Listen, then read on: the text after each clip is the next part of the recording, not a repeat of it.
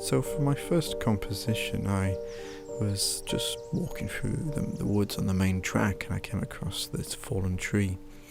And either side of it were two trees kind of leaning in, and they were together, the three trees, and were creating this natural kind of frame. Unfortunately, it lacked anything in the middle as a focus, so I was thinking I'd set this up as maybe a bit of a self-portrait, me walking away as the kind of fog engulfed me.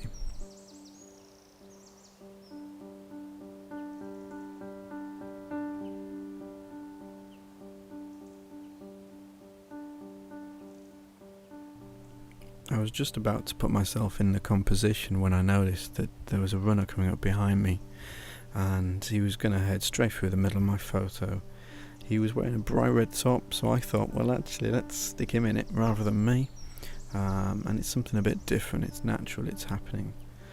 Rather than changing the shutter speed to something faster and freezing him in motion within the composition, I actually decided to keep it at a second, thinking actually a little bit of blur there might add something to this. It's a bit eerie, it's a bit creepy in the woods sometimes when the fog's kind of rolling in and out, and just by having him slightly out of focus in the middle, I quite like that. It's a bit different.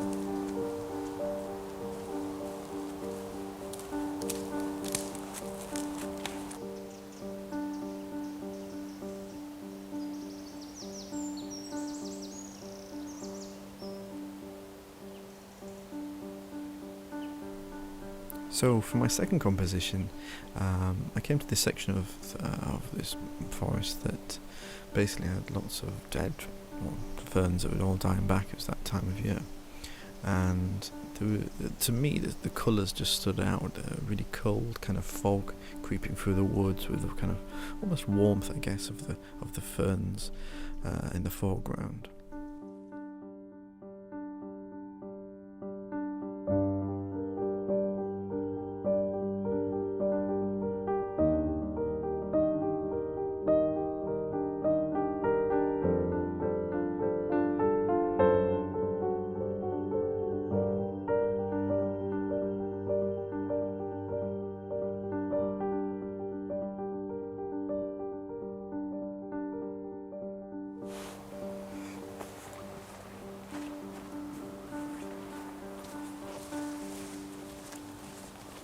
For my third composition, I headed to a part of the woods I'd visited a few times before.